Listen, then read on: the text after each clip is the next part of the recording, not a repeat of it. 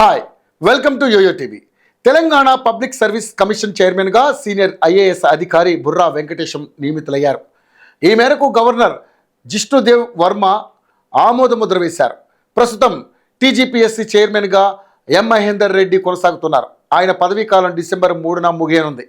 దీంతో కొత్త చైర్మన్ నియామకానికి ప్రభుత్వం నోటిఫికేషన్ విడుదల చేసింది.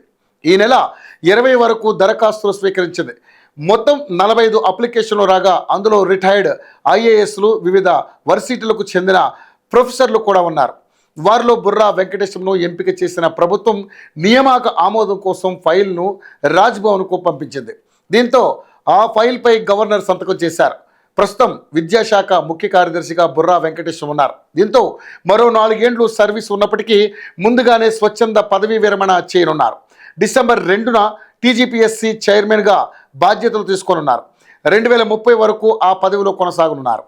1995 ఐఏఎస్ బ్యాచ్కు చెందిన బుర్రా వెంకటేశం ఆ ఏడాది యూపీఎస్సీ ఫలితాల్లో జాతీయ స్థాయిలో 15వ ర్యాంక్, ఉమ్మడి ఏపీలో మొదటి ర్యాంకు సాధించారు. వివిధ జిల్లాల్లో అడిషనల్ కలెక్టర్గా బాధ్యతలు నిర్వర్తించారు.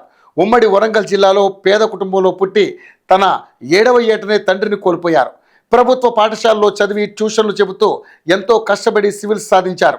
2019లో సెల్ఫీ ఆఫ్ సక్సెస్ పేరుతో ఆయన ఇంగ్లీష్లో ఓ పుస్తకాన్ని రచించారు.